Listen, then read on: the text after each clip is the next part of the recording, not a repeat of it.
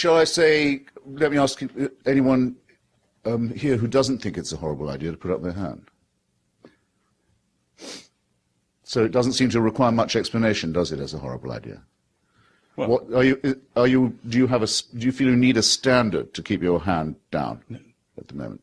Hey guys, welcome back to the channel. Today I've stumbled across this debate between Christopher Hitchens and Doug Wilson discussing whether Christianity is good for the world. And let me tell you, there's a moment in here where Christopher completely dismantles Doug's entire moral argument by just asking the audience to raise their hands. It's one of the most brilliant debate tactics I've ever seen. We're also going to see Christopher call one of Christianity's core teachings not just wrong, but actually wicked and disgusting. And he doesn't hold back at all. So make sure you watch until the end. And please comment down below where you're watching from. I really love to see people from all over the world connecting in here. All right, now let's get into the video. And I go and offer it to a bunch of people in a cancer ward, and half of them take it and half of them don't. And those who take it are cured. Those who died don't die of not taking medicine. They died of cancer. Right? The cancer is the thing that killed them, not knowing about the medicine, not taking medicine. The thing that kills them is the cancer. The thing that kills people, the thing that caused the death and suffering before the advent of Christ, was the existence of sin, rebellion, self-centeredness, me-firstism. That's what causes the problem. Christ is the solution. Christ is not the problem. Christ is the Savior. Christ is not the disease. Sin is the disease. Self-absorption is the disease. Can I have a comment? I mean, your question has also occurred with considerable force to early Christian thinkers who don't try and explain it away, as Pastor Wilson has just done, or just rather failed to do, but who said, no, there has to be an answer to that. But also, what about the people who live now in Borneo, say, and who have never met a Christian, never heard of the Bible, don't know the Jesus story? What about them? Are they condemned by their ignorance? There is indeed a term invented by, I think, Ignatius Loyola called invincible ignorance to cover this. It's a form of innocence. It means you couldn't, it's not your fault, you couldn't have heard the good news. In the Apostles' Creed, it is said of Jesus that after suffering under Pontius Pilate, was crucified, dead, and buried, he descended into hell. You'll remember that. Well, I've heard it argued by some Christians that he went to hell in order to retrospectively recruit all those who'd been boiling there awaiting his arrival. It seems to me this is a fantastically cruel way of explaining things, but at least it does square the circle, which otherwise cannot be squared, believe you me. Just a quick item, the Greek for that word in the Apostles' Creed is Hades, not hell. So when people think hell, they usually think of final judgment, lake of fire. Hades is the Greek word for the Hebrew Sheol, the place of the dead, not necessarily torment. So that's just a quick. Sure, but I mean, I'm only saying that these people, it's a place of confinement, I think we might add. We can certainly stipulate that. No, indeed. I mean, there is no hell. It's a detail worth pointing out. There is no hell in the Old Testament. There is no hell in the Old Testament. There's no mention of it. Once God is finished with you, once all the Amalekite children have been killed, that's the end of them. There's no punishment of the dead. It's only with gentle Jesus, meek and mild, who says, if you don't listen to my meek and mild message, you can depart into everlasting fire. You've always got that option, if you don't like my meek and mild stuff. So yes, I think it's not a matter of pedantry at all. The difference between hell, Hades, infinite eternal punishment, and not is very important. And one of Christianity's specifically horrible contributions to human mythology and delusion is the idea, the terrifying idea, that you could be tortured forever. Horrible by what standard? Horrible by, well, good question. Yeah, I know. No, but horrible, well, shall I say, let me ask anyone here who doesn't think it's a horrible idea to put up their hand. So it doesn't seem to require much explanation, does it, as a horrible idea? Well, what do you feel you need a standard to keep your hand down at the moment? Or did I just say something that was, so to speak, morally self-evident? There's a difference between an emotional reaction to something. Every person. Oh, I think they're using their heads. No, there's a difference between an emotional reaction, which all of us have. Everybody with natural affection thinks it's a terrible idea to think of people perishing eternally. That's not the issue. The issue is, how do you give an accounting of what is good and what is bad. When you say, if the universe is, on your accounting, time and chance acting on matter, if all the universe is matter in motion, what do you mean, horrible? What do you mean by horrible idea? Who cares? Why do we care? Very good point. Very good question. I ask myself a lot why that is. I think it's because I am one of the higher primates. But that's not a rallying. That's not a rallying cry. It appears to be no. It's not much of a rallying cry, but it has the merit of being true. It appears to be the part of the equipment, intellectual and moral equivalent of our primate species, that it does have a need to help its fellow creatures, as well as to torture, kill, rape, enslave, and exploit them. It does have a feeling, quite a strong one, that there's a human need to help, and that you might need help yourself someday. So be nice to your neighbor. So why not? Now, not everyone has this. I mean, there are quite a lot of people also presumably made in the image of God. I think a superfluous assumption to be making, but also made in the image of God, according to you, who are born sociopathic. They don't care about other people. They just can't be made to. They just won't and don't. They're a problem for the rest of us. And then there are people who are born psychopathic, who positively need to see others suffer and have a bad time. If our species has within it the seeds of a gregarious lend a helping hand, and we have a herd instinct and we want to help out, we have that instinct, and we also have the instinct to go to war and fight and do all these terrible things that we do. I've got instinct A and instinct B. What is it that tells you which one is right? Same as you, I would say. God? No. No, you knew all that before you'd ever read the Bible. Well, I knew all that. But you knew all that before anyone ever introduced you to Christianity. Yeah, don't tell me you didn't, or I'll have to be seriously alarmed about what you were like as a little boy. Well, that would be good to do. It'd be serious alarm. No, come on. It's here's the issue. Of course, I can feel a certain way before I can give an accounting of it.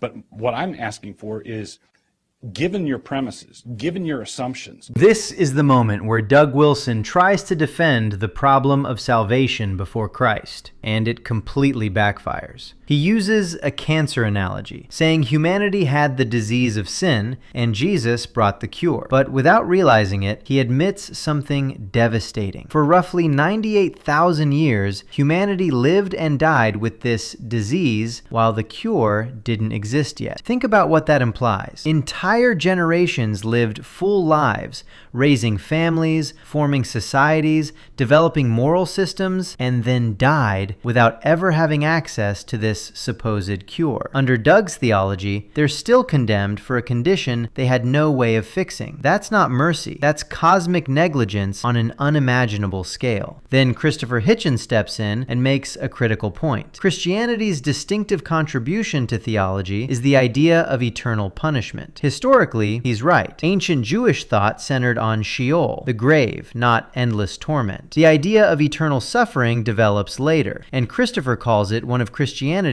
most troubling concepts. Doug responds with what he thinks is a clever move. Horrible by what standard? The familiar claim that without God, moral judgments collapse. But Christopher avoids abstract philosophy and appeals directly to common human intuition. He asks the audience, who here thinks eternal suffering is not horrible? No one raises a hand. That moment matters. It shows people don't need scripture to recognize that endless suffering is wrong. Moral intuition exists independently of religious belief. The audience didn't consult theology they already knew. That undermines the claim that morality requires God. Doug tries to recover by distinguishing emotional reaction from philosophical grounding. But morality didn't emerge because humans waited for divine commands. It developed through empathy, cooperation, and social bonding traits that helped humans survive. Evolutionary biology supports this. We see proto-moral behavior in other species. Empathy in chimps, sharing in bonobos, mourning in elephants. Christopher also points out sociopaths, people who lack typical moral instincts. Doug treats this as a challenge to atheism, but it actually supports a naturalistic view. If morality were perfectly implanted by a designer, we wouldn't expect such variation. But variation is exactly what evolution predicts. In the end, this exchange doesn't show morality collapsing without God. It shows humans already possess moral understanding, and that some religious doctrines clash sharply with it. Given what you say the universe is,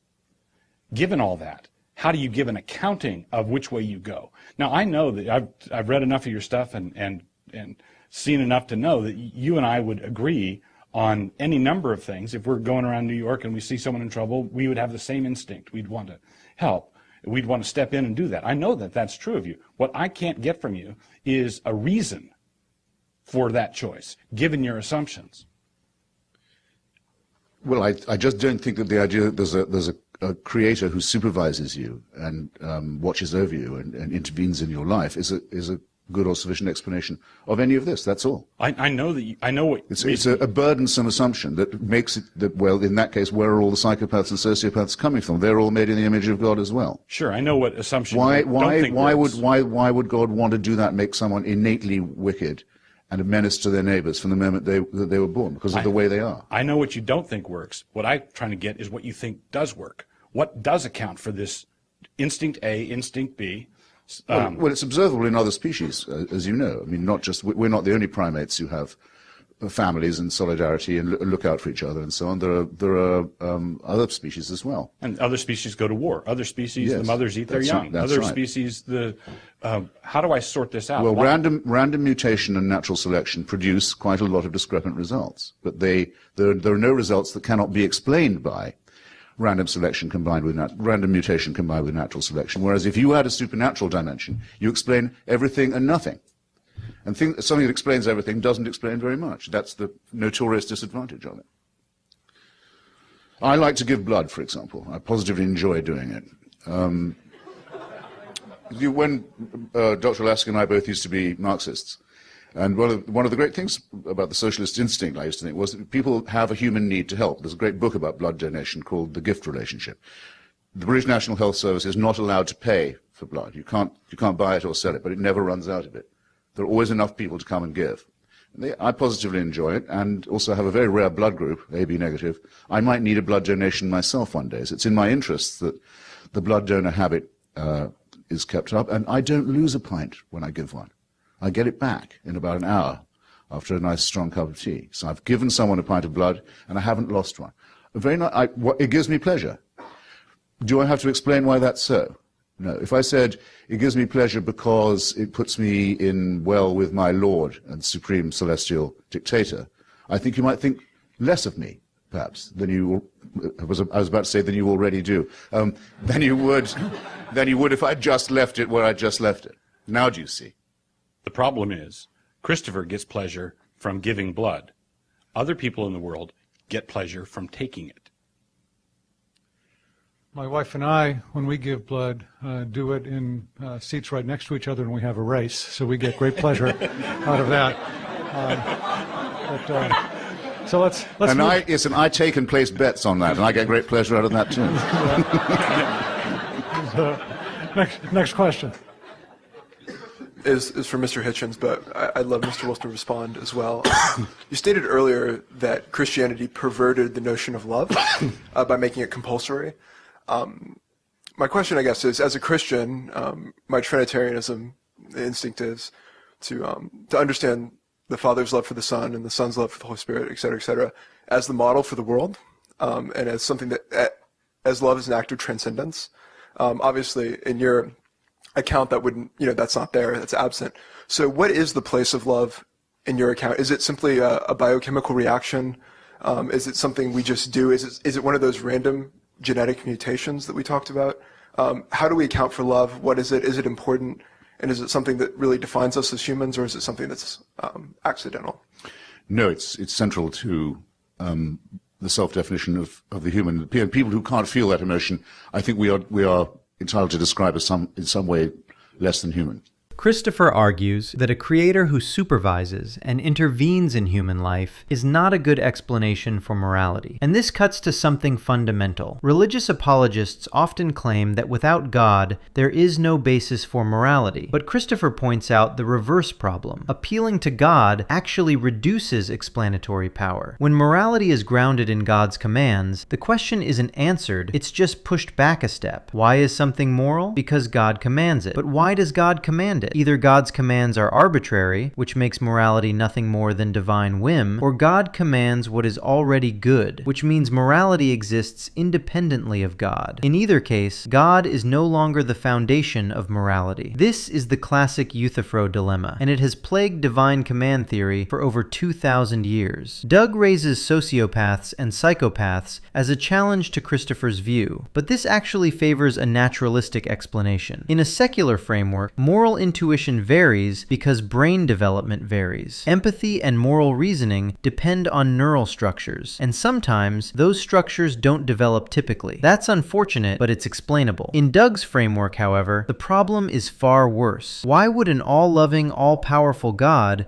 create people who lack the capacity for empathy and then hold them morally responsible for it? That's not justice, it's moral entrapment. Christopher explains this through evolution. Random mutation and natural selection don't produce perfection, only outcomes that are good enough to survive. That's why humans have flawed anatomy and neurological differences. These imperfections are exactly what we'd expect from an unguided process, not a perfectly designed moral system. Christopher then makes a crucial point about explanation itself. If you add a supernatural cause, you explain everything and nothing. A real explanation must be specific, predictive, and testable. Saying God did it can be applied to anything, but it tells us nothing about mechanisms or causes. He illustrates this with blood donation. He gives blood because it feels good, because it helps others, and because he might need blood himself one day. This is reciprocal altruism, self-interest and compassion working together. No divine surveillance required. Doug tries to equate this with harmful pleasure, suggesting that if morality is based on feeling good, then all pleasures are equal. But that misses the point. Actions that reinforce cooperation and reduce suffering sustain societies. Actions that cause harm undermine them. That difference isn't arbitrary or subjective. It's observable and measurable.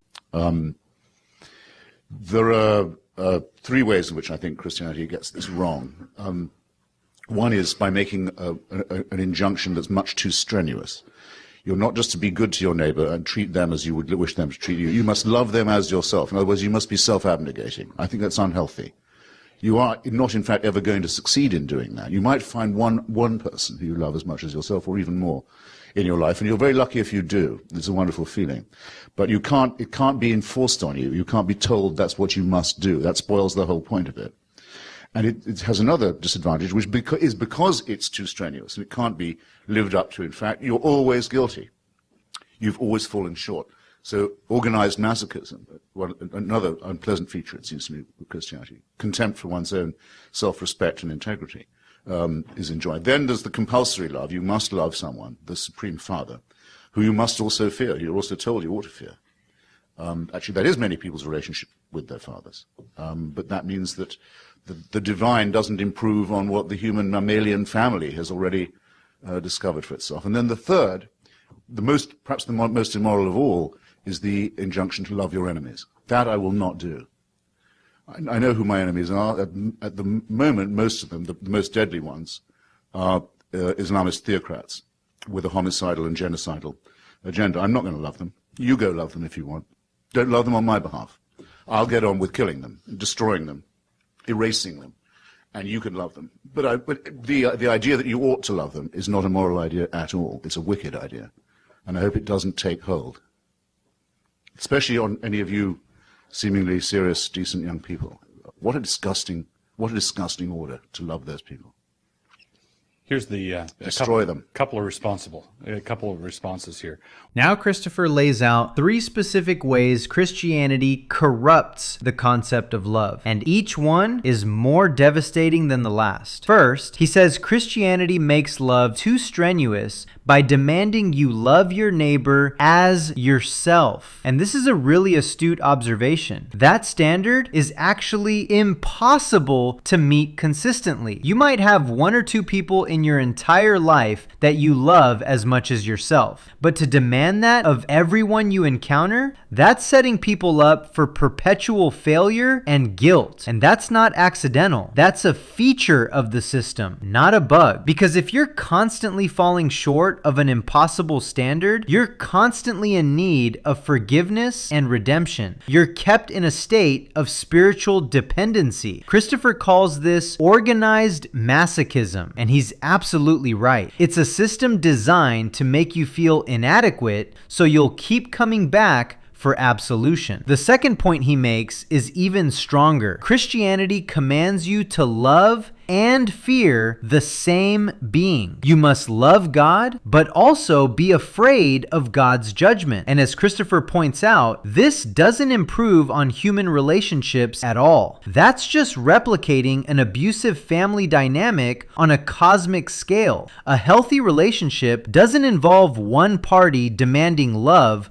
while simultaneously threatening punishment. That's not love. That's coercion dressed up in religious language. And now Christopher delivers what might be the most powerful statement in this entire debate. He talks about the command to love your enemies, and he says flat out, I will not do that. I know who my enemies are. The most dangerous ones right now are theocrats with a homicidal and genocidal agenda. And he says, I'm not gonna love them. You go love them if you want. Don't love them on my behalf. Think about what it means to tell someone they must love the person actively trying to harm them or their family. That's not promoting peace. That's promoting passivity in the face of injustice. It's essentially saying, don't fight back, don't resist, just accept whatever happens to you and hope for justice in an afterlife that may not even exist. This connects to something really important about how secular ethics actually works. Without the belief that there's cosmic justice waiting in an afterlife, you have to take moral responsibility for opposing injustice here and now. You can't defer justice